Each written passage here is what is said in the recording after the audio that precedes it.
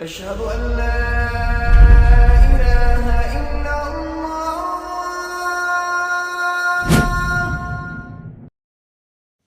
طيب, as for tonight's lesson, Bismillah walhamdulillah wa salatu ala rasulillah wa ala alihi wa sahbihi wa man walah. Amma ba'd. We speak about Ramadan and preparing for Ramadan. And we call it the Ramadan rebuild because every single one of us in our minds should be planning for Ramadan in order for us to attain the levels that we want to attain in Ramadan. First and foremost, we ask ourselves, what do we want to achieve in Ramadan? Who do we want to be in Ramadan? How do we want our acts to be in terms of quality? What do we want to change about ourselves? This first and foremost is there for you to set as a goal so that you have something to work towards. Ramadan is less than 2 months away. And so this is a time where every single one of us should be making dua to Allah Azza wa Jal that He allows us to reach it by saying, Allahumma balighna Ramadan. Oh Allah, allow us to reach, to live, to see, to benefit from the month of Ramadan. So every single one of us should now be in preparation for Ramadan. Who do I want to be in Ramadan? For the majority of us, the question is going to be, what do I want to be in Ramadan? The answer will simply be, I want to be a Muslim who prays, is good. What does that look like? After fasting the day, coming to Taraweeh. Is that enough of a goal? This is the absolute bare minimum. The absolute bare minimum any single one of us should have as a Muslim is to be good, pray 5 times a day, fast a day, and to pray Taraweeh at night. That's the absolute bare minimum. That's why the real question is, what do I want to look like after Ramadan? Because if we were to go back to last Ramadan, the vast majority of the community, didn't they do exactly that? They fasted the days, they prayed their 5 daily prayers, and they came to Taraweeh. The majority of the community done that, correct? But then what happened after Ramadan? It came crashing down. That's why it's a rebuild. But it's a rebuild in a different way. You have to learn from your mistakes. What do you want to be like after Ramadan? That's the real question. Because how you want to be after Ramadan will determine how you are inside of Ramadan, which will determine how you are right now. Firstly, the purpose of Ramadan is to attain what? Taqwa. You've heard the verse and you're going to hear the verse and you're going to hear it constantly in Ramadan. And even after Ramadan, you still hear it. يا أيها الذين آمنوا كتب عليكم الصيام كما كتب على الذين من قبلكم لعلكم تتقون. O you who believed, fasting has been prescribed upon you just as it was prescribed upon those before you in order for you to attain taqwa. So we know Allah Azza wa Jal has given us a status to achieve, a level to achieve, a characteristic to achieve, this level of taqwa. So every single one of us, yes, he's heard the verse, maybe he's memorized the verse, but how do you attain taqwa? What's the key to taqwa? Give me one word. What's the key to taqwa? Discipline? No. No. No. No. No. وبين وبين. لكن هذه اتباع الأوامر كلمتان. No. No. It's in an ayah of Quran. That's why it's one word. Sa'id and Athman, you should know this because you were in the khutbah yesterday. You don't remember that you went to Jumu'ah yesterday? What a khatib, Allahumma barik. Who's memorized Surah Al-Baqarah? Tayyib. If you've memorized, the answer's there. The ayah I just recited, it's almost identical. Who said that? No. Ayah, no. I know what you're saying. No, it's not. يا أيها الناس اعبدوا ربكم الذي خلقكم والذين من قبلكم لعلكم تتقون. O mankind, worship, ibadah, worship your Lord, the one who created you and the one who created those before you, in order for you to attain taqwa. So the key to taqwa is what? Ibadah, the worship of Allah Azza wa Jal. If you were to look at your average Muslim in Ramadan, what does he do very well? He worships Allah Azza wa Jal. How? How does he worship Allah Azza wa Jal? There are 2 things that every person needs to do in order for you to be an actual abid of Allah Azza wa Jal, an actual worship of Allah Azza wa Jal. And in Ramadan, generally speaking, people perfect it. You need to do what Allah commanded, and you need to stay away from what Allah Azza wa Jal prohibited. You have to do both. If Allah says pray, what do you need to do? Pray. If Allah says fast, what do you need to do? Fast. If Allah Azza says, give your zakat, what do you need to do? Give your zakat. A lot of people in the month of Ramadan, excellent. They do what Allah says. What's the second part we said? Stay away from what Allah prohibited. People in Ramadan, music, they do it or they don't do it? They don't do it. Swearing, they watch their tongue as much as they can. Cursing and backbiting, they try and stay away as much as they can. Even people that drink alcohol and gamble, many of them in the month of Ramadan, what do? They stop. Many of the people that have girlfriends or they have boyfriends in the month of Ramadan, listen, Ramadan's here, I have to be a believer, we can't talk. Message me on the night of Eid. When's Eid? I don't know. We'll figure it out when the Sheikh says, inshallah. I can't give you a date. The haram also stops in the month of Ramadan. So what happened to most people's Islam in the month of Ramadan? It goes up. Their deen goes up. Their iman goes up. Why? Because of the ibadah. What do they have? Both parts. They have things that they need to do and they have things that they need to stay away from. And they implement both. The question is, why after Ramadan do we drop so quickly? Because we leave these two things. We leave the ibadah of Allah Azza wa Jal. And so what happens to your iman? It's also going to go. You want لَعَلَّكُمْ تَتَّقُونَ? In the other verse, the second verse, Allah just said that it's free ibadah. اُعْبُدُوا رَبَّكُمْ. It has to be linked with ibadah. If you remove that ibadah, then there isn't going to be taqwa. If we look at Umrah, put your hand up if you know people that have gone to Umrah. Every single one of us knows people that have gone to Umrah. Put your hand back up if you know people that went to Umrah and they came back from Umrah and still now, unfortunately, they're not as religious as they should be. Every single one of you should have kept your hand up. The reason is why. What happened to their ibadah when they come back from Umrah? It's gone. There's some people, they come back from Umrah, they don't even pray. It was like a holiday. Some people, they come back from Umrah straight away, they get back into sins which we'll mention, which just removes their iman. It removes all of that which they built. It's just being removed. It's just being smashed. So they have nothing left. If we want to be from the muttaqeen, taqwa is not just limited to Ramadan. Taqwa is after Ramadan. Ramadan is a way to build, strengthen your taqwa.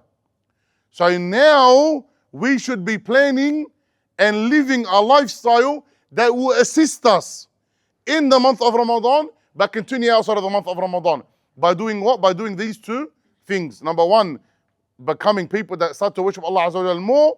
Number two, stay away from that which Allah Azza wa Jal has prohibited. We're going to go through tonight, inshallah Azza wa Jal, some of the things that every single one of us should be doing. Every single one of us should be doing. This is not a matter of questioning, maybe, possibly, no. This is something that every single one of us should now make in the lead up to Ramadan and then continue, inshallah, after Ramadan, ibadat, in order to strengthen his iman, and then sins which are extremely common to make sure we stay away from. Ready? Your salawat. What should you be doing from your salawat? Your obligatory prayers. Easy, no problem. Every single Muslim has to do that. But now you want to add more ibadah. So what should you be doing? Hamza, you can call out your Hamza when we ask the question. No issue now. Your sunnah prayers. Mumtaz. What are your sunnah prayers? وتر يا حول ولا قوة هي فعلا من ضمن السنن لكن مثل محمود سبحان الله بالضبط. Your sunnah prayers. يلا. Duha? No. The rawatib, the 12, before any of that. Your 12 sunnah prayers a day. What are they? يلا Kareem, quick. 2 before Fajr. 4 before Dhuhr. 2 after Dhuhr. 2 after Maghrib. And 2 after Isha. These, 2 before Fajr, 4 before Dhuhr, 2 after Dhuhr, 2 after Maghrib, and 2 after Isha, these should be things that you should try and do every single day, especially in the lead up to Ramadan. When it comes to your ibadat, you want a buffer zone. When it comes to the ibadat, you want a buffer zone. If you only pray your 5 daily prayers, that's all you're used to. The day that you're lazy, the day that you're tired, the day that you're a little bit sick, the day that you're a little bit busy at work or with your studies, what happens to the quality of these 5 daily prayers? They go. It drops. Sometimes people miss it altogether. The prayer is something sacred. Ibadah is something sacred. So you want to give it a buffer zone. What do you give a buffer zone with? With your sunnah prayers. With your sunnah prayers. So to the best of your ability, do your sunnah prayers. Believe me, we can easily get lazy with our sunnah prayers. I get lazy with your sunnah prayers. You may have gotten lazy with your sunnah prayers. But what do you do now that you know you're in the lead up to Ramadan? This is the time to pick up again. So you can build those healthy practices. So you start praying your sunnah prayers again. And you're praying properly and consistently to the best of your ability. You pray your sunnah prayers and you don't just stop at your sunnah prayers. But now you increase. That which is on top of the nawafil. Like what? Now, mumtaz. Now your witr prayer. Yes, pray your witr prayer after you prayed your sunnah for Isha. Now you pray salat al-witr. Excellent. You said a prayer, ya Hamza. What was it? It was duha. Ahsant. Your duha prayer. After the sun has come up by approximately 10-15 minutes, add a prayer. Whatever you are doing, whatever stage you are at, make sure you are increasing.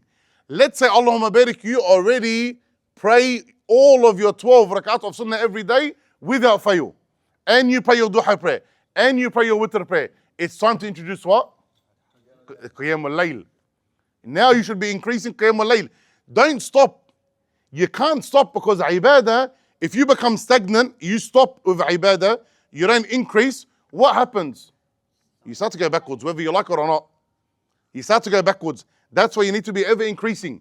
And you need to be watching yourself, mindful of yourself. That if I've decreased, it's not an issue, but now I need to pick myself back up. I need to increase again.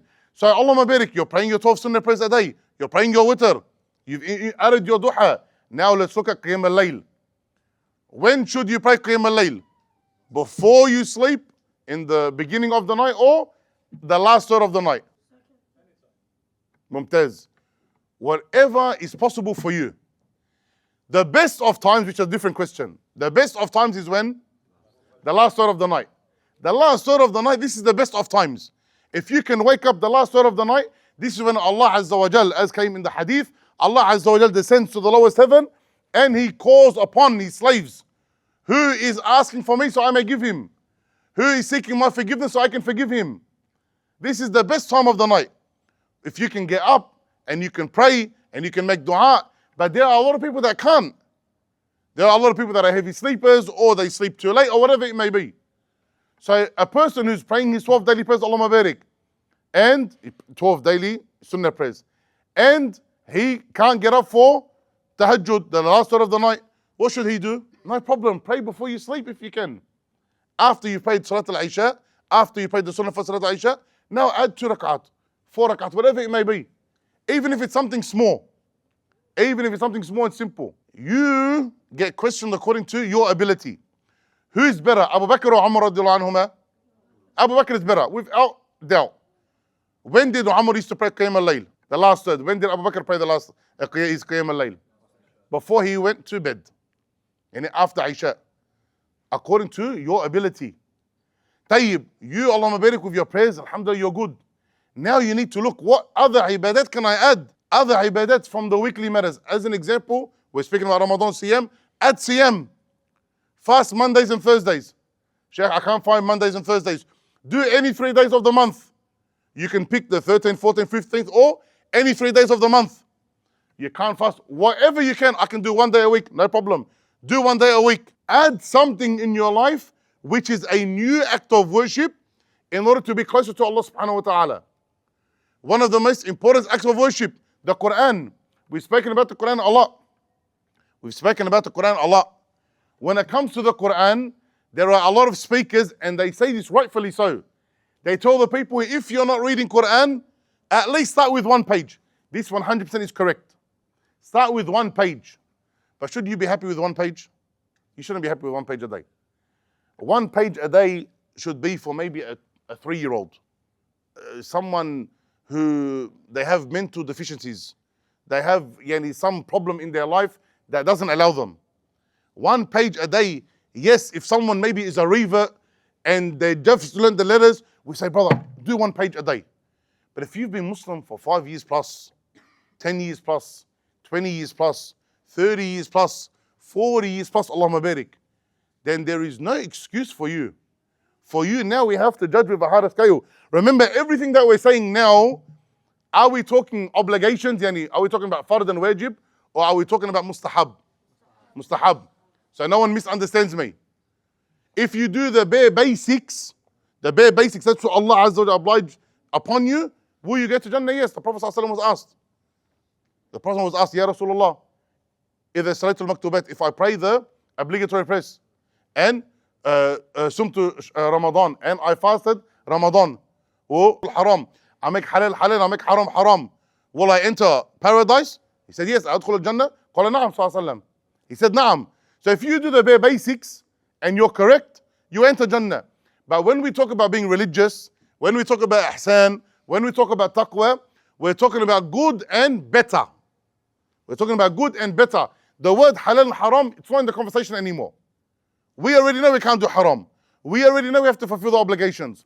What you want, if you talk about taqwa, ihsan, the higher levels of iman, you are talking about now good and better. So everything that we're talking about now, we're not talking about just the basics. We're talking about higher level. For that higher level, what should he be reading every day as a minimum? 3 pages, 10 pages. 1 juz a day is a minimum. For the one who is on that higher level, and when we say higher level, we're not talking about like Allah Barik his Abu Bakr or his Imam al-Shafi'i or his Imam we're not talking about Ubbad. We're not talking about someone who Allah Barik has dedicated his life for the sake of Allah Azza wa Jal. We're talking about your decent Muslim. Your decent Muslim.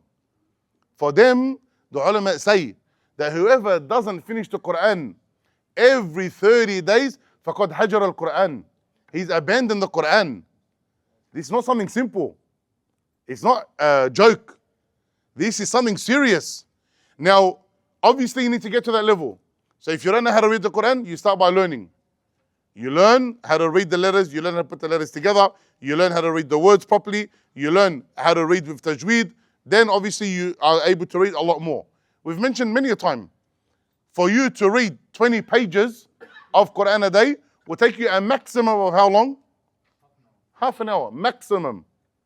So for the one who reads the Quran every day, all he had to sacrifice was half an hour of his day, which is approximately 10% of his phone usage. No, absolutely nothing. Absolutely nothing. Every single one of us, alhamdulillah, is able to do it. For the one who is able to do more, again, he'll do more. Someone says, alhamdulillah, I read already 1 juz every single day. Tayyib, now increase. Memorize, revise, read more than 1 juz a day. Do more. Do more than that. You need to be assessing, where can I increase in my ibadah? Let me increase. What I mentioned from sunnah prayers, from you praying Qiyam al-Layl, from you adding days of fasting during your week or in the month, and reading Quran, this is the formula for a basic but good Muslim. Basic but good Muslim. There are times of weakness, yes. It may be a day, it may be a week, it may be a month, where you have times of weakness or laziness, but what's important is that you pick yourself up, especially in the lead up to Ramadan. Because what happens if you wait till Ramadan? It's too late. You're going to fail. If you wait until Ramadan for you to pick yourself up, it happens in every single masjid. The first night of Ramadan, how many people at the masjid? Absolutely everyone. Absolutely everyone. The second week of Ramadan, what happened to the masjid? Half. What happened to everyone? Everyone was planning what? In Ramadan, what am I going to do? I'm going to be righteous, I'm going to be religious, I'm going to come to the masjid. They did come, but they didn't have the stamina anymore. You need stamina for ibadah, you need stamina. That's why you need to work your way up. You need to be ever increasing to the best of your ability. Ibadah is like a muscle that you train in your body. If you go on like myself and pick up 50 kilogram dumbbells for bicep curls, if you try and do that, what's going to happen to your arm? First, you're not going to be able to do Allah Barik. Secondly, what's going to happen? Even if you did do it, how many reps are you going to be able to do? You'll be lucky to do 1. Now, I mean, if you try to go for 3, your bicep's going to tear. So you're not going to be able to do it. Do I do 50 kilogram bicep curls? Not exactly. Now, I'm not exactly. But you guys knew I wasn't telling the truth, so that's not necessarily a lie. Nah, but I do have decent biceps, Allah Barik. So if you do the same with your iman, it's not going to work. That's why the Prophet told us, أحب الأعمال إلى الله أدومه وإن قل. The best of deeds to Allah Azza wa Jal, the most beloved deeds to Allah Azza wa Jal are the consistent deeds, even if they are small. But you don't just stop at where you were. You need to build. You need to build. You seen what happened to yourself last Ramadan. You came and you done, but then you've dropped after for the majority of people. So now you want to rebuild, but learn from your mistakes. We said there were two parts for ibadah. What were they? Things that you have to do, commands that you have to fulfill, and prohibitions you have to stay away from. This is where the majority of us fail. And we don't realize. We don't realize. You guys know like erosion? Imagine the water comes and it slowly takes away, eats into the rock or whatever it may be. We're building this building. This is the ibadah that you do. But the erosion is the haram that comes underneath. And it tears your building down without you even realizing it. For the majority of us, the haram in our lives is so much, and we don't even realize it, that it now takes all the good that we've done and just washes it back into the ocean. And we're trying to now chase our tail, and we think, man, why aren't I firm? Why aren't I sticking firm? Why aren't I continuing the ibadah that I'm doing? Why aren't I getting better? Why do I always have these emotional, these iman ups and downs? Why? This is one of the main reasons, the haram that we commit in our life. I want you to imagine a statement from the Sahaba radiallahu anhum. These are the best of the best, correct? They're saying to the tabi'een, who are the second best, you commit sins that we used to consider at the time of the Prophet ﷺ min al-mubiqat, the most destructive of sins. Yani major sins. You view it as what? As a fly that came and sat on your noses and you shoot it away. Shoot it away. Yani you're committing sins that we used to consider major sins, and you act as if it's nothing. In a narration, which I combined the both, in a narration, we used to view it like a mountain on top of our heads about to fall on us. A mountain, it's gonna fall on us. That's how big the sin is. You guys, you do commit sins, it's like nothing. A fly comes, falls on your nose, and you just shoo it away. That's at the time of the best, talking to the time of the second best, as a generation, collectively. Imagine the things that we commit. We commit major sins daily as if it's nothing. Example of major sins that we commit daily. Is it Lying. Ooh, how easy lying is. Especially for those that are in business. Where are you? I'm 5 minutes away. He knows he's not 5 minutes away. I'm going to do the job for you next week, inshallah. He doesn't even say inshallah. That's something he says inshallah. And he knows that he can't. I used this particular material. He lied. He charged extra. He ripped off his boss. He didn't look after his workers. Major sin. What else? Looking at haram by itself is not necessarily a major sin. interacting with women inappropriately? Interacting with women. Who are you interacting with, ya Hamza? Allahumma barik. You little... Interacting with non-Muslims. So something as simple as the way we interact with the opposite gender. We think it's simple. How many of us, we have no problem shaking the hand of a woman? No problem. Hi, how you going? My name's Fulan. What's your name? Nice to meet you. It was lovely meeting you. Now we think it's normal. Some day by day. The Prophet ﷺ said, there is talk that the narration is not authentic and it's weaker, but the meaning is correct. Firstly, the Prophet ﷺ, his hand never touched the hand of a non-mahram woman. That's number one. This is authentic narration. His hand never touched the hand of a non-mahram woman. But then there is a narration, some of the scholars said it's weaker, but some said it's authentic, but we can benefit from the meaning, that it's better for a person to be speed in the head with a metal pole than for him to touch a woman that is not halal for him. We belittle it. Our Sheikh, it's part of the job, it's the corporate environment, this is just how it is. This is a problem. So a lot of people are committing major sin. Yes, 100%. A lot of people, when it comes to dealing with women, unfortunately, or women dealing with men, cousins hugging, non-mahram, they're hugging, it's like it's an open field day. All of this haram, it's a major sin. And it happens something every single day. But something more common with women is what? More common with women. That men commit to do with women. More common. That the majority of people do. You know what kills me? Sometimes I feel like the people in front of me, Allahumma barik, they're like malaika, Allahumma barik. Like they don't commit any sins, tabarakallah. They say sins that are so rare. Like the sins that people commit every day for hours, most people. They talk to women all day. How many women are you talking to, Hajj? You know what? I'm going to say the answer. And then you tell me whether people commit or not, or I'm thinking I'm in La La Land.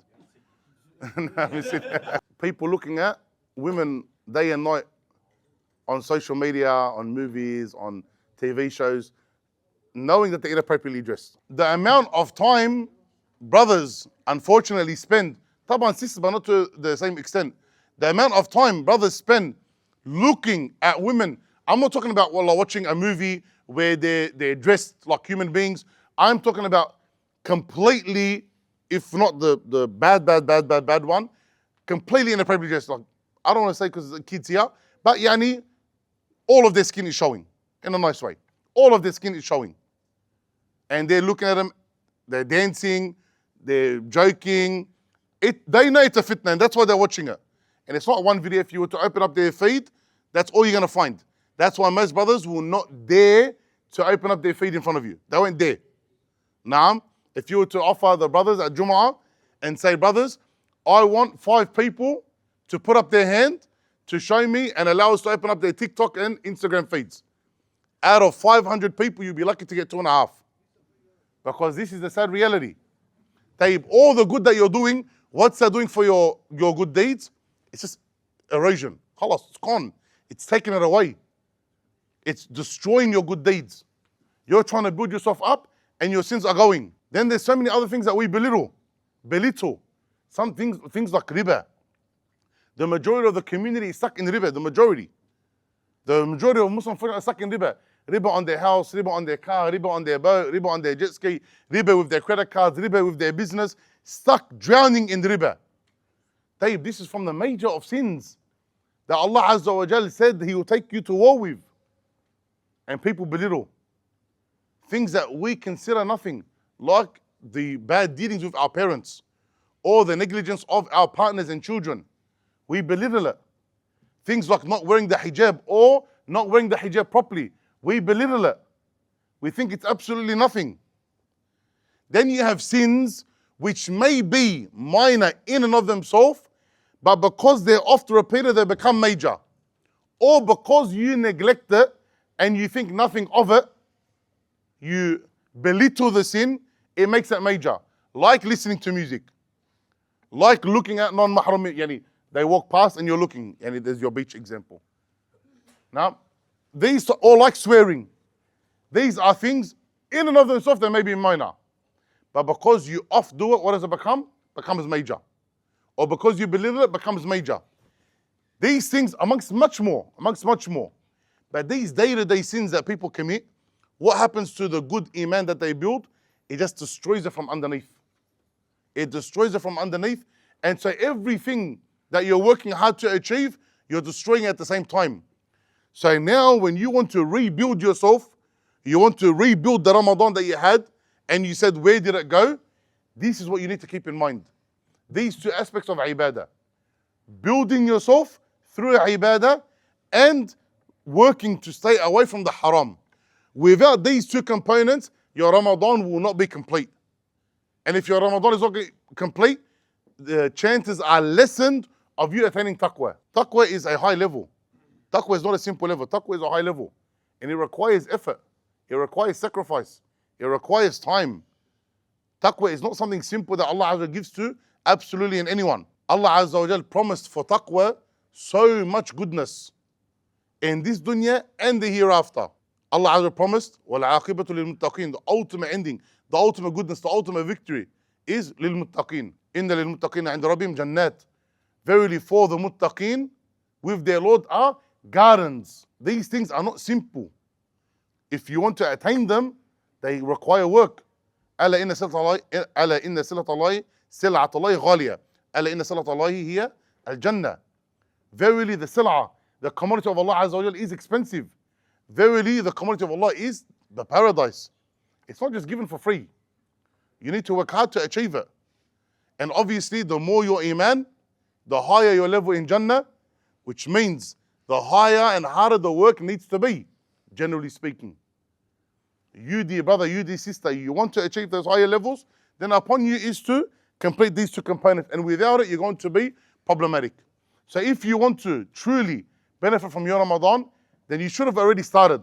But bare minimum, start now.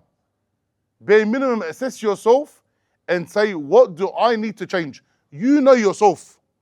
You need to look at yourself. Don't walk out of here thinking next week or the week after that. If you want to neglect, that's up to you. If you don't care, that's up to you. But if you actually say, no, I want to change, you know from yourself right now what you need to change. Don't care. Don't make excuses. Don't say to yourself, oh, I can't. I'm too tired. I'm too busy. I've got work. I've got uni. I've got a family. I've got whatever it is. Look at your own life and fix your own life. And every single one of us has the ability to increase depending on his life, as long as you can be consistent.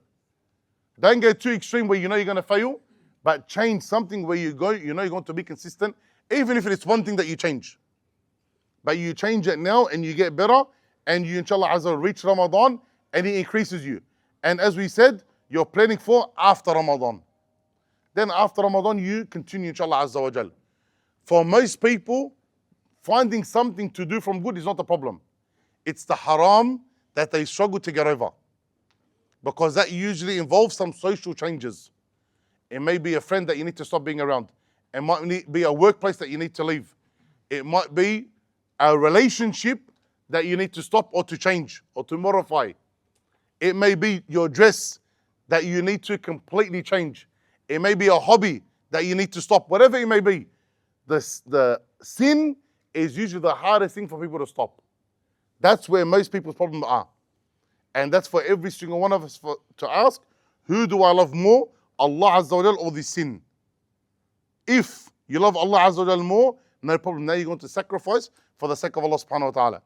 And without that willingness to sacrifice, you're going to struggle. The Sahaba radhiyallahu anhum and the righteous of the past, they had to sacrifice their lives sometimes. They had to sacrifice the place that they lived. They had to sacrifice sometimes all of their wealth. You're not asked to sacrifice that. The sacrifices that we're asked are very simple. The majority of us can implement it very easily. But it's a matter of wanting and then taking the steps to achieving. So may Allah Azza wa Jal allow us to live and to see and to benefit from this Ramadan and to be from the muttaqeen in the lead up to Ramadan and in Ramadan and after the month of Ramadan. Allow your mindset to be not just Ramadan itself. That's the easy part. That's everyone. But what do you want to be after Ramadan? Start implementing that from now, and inshallah Azza wa Jal, the training will come throughout. هذا والله أعلم. صلى الله محمد وعلى آله محمد وصحبه أجمعين. Any quick questions about anything mentioned, Shabab? Any general questions? Obviously, right now everyone's going to be like motivated and stuff. But let's say after a week, maybe someone's going to like forget this stuff. How are you going to keep yourself like reminded? You know. Good. So good question. Does that have to do with what we said or not? Yani you said all these things that we should do, and everyone's probably right now like, oh, I'm going to do this. Yeah, but I'm saying, does it have something to do with what we said or not? Because I asked that question first. I said, anyone have any questions about anything that we mentioned? And you didn't say anything. And I said, any general questions? Then you asked what was in the first question. It's not a problem, but yani, it helps. He said, after this talk, yani, some people will be motivated to want to change, but then after a week, that motivation goes. So the problem is this motivation. That's the problem. The problem is emotion. When your iman goes up, what's going to happen eventually? Your iman's going to go down. That's why emotions are not held accountable in Islam. Your emotions, I feel very religious right now. Oh, my iman is down. Your emotions aren't held accountable. What's held accountable? Your actions, because that's what's important. What's important are your actions. So now that you sit there and you say to yourself, okay, I want to change X, Y, Z. What should you do? Start doing it. Don't wait. Don't wait. When you wait, what happens? You're giving yourself a chance for that motivation to stop and for you to leave off even trying. You need to make those changes ASAP, which means straight away. And if you do that, even when you're feeling down, what should you still do? Do it anyway. It's like those that want to be motivated to go to the gym. Are you going to be motivated to go to the gym every single day? No. But the days that you don't feel like going to the gym, what should you do? Go anyway. Go anyway until it becomes a norm. where whether you're feeling good, you're feeling tired, you're going to the gym no matter what. It's only if you can't, then you don't go. Same thing with your ibadat. Your ibadat, they require actions. And that action need to be affirmative. You need to go and do it. And if you don't do it, then you just are waiting for you to fail. But when you do it, and you keep on doing it, no matter how you feel, it becomes easy to the extent that it becomes the norm. And then inshallah, after that norm, you can increase on other things later on. But don't give yourself the excuse. So for the brothers that are worried about their motivation after 1 week stopping, 100% it will. 100, it's like khutbah Jum'ah. You come here, the best khutbah of your life at Jum'ah time, by Maghrib, the motivation's gone. Or the next day, the motivation's gone. Same thing, Ramadan happens, 1 week later, your iman's gone. Because you can't rely on that high. You have to fix your actions. I gave the example of Umrah. Whenever anyone goes to Umrah, I tell them, Umrah is the easy part. It's when you get back. What are you going to do? What are you going to change in your life? That's the problem that most people have. You know, have actual change and be strong and disciplined to maintain that change. Oh, you got a question? Yeah. What's your question? So we mentioned how important the sunnah is. Yeah. How not to be lazy with praying sunnahs. Just do it. Just do it. See, we think about ibadah different to how we think about anything else. Yes, 100%. The more you learn about the virtues of it, the more you learn about Jannah, the more you learn about the hellfire, all of these are going to help with your motivation. It's 100% true. Okay? The more you think about the reward. But because it's sunnah, it's very easy for someone to say, man, it's only sunnah. So the more you learn, yes, the better you'll be. But when you don't look at it as sunnah anymore, when you look at it as, I need to do it, I need to do it, what happens? You do it. Simple. If you simply start doing it, inshallah Azza wa Jal, it will be easy for you. But if you constantly are looking for motivation, you're going to struggle.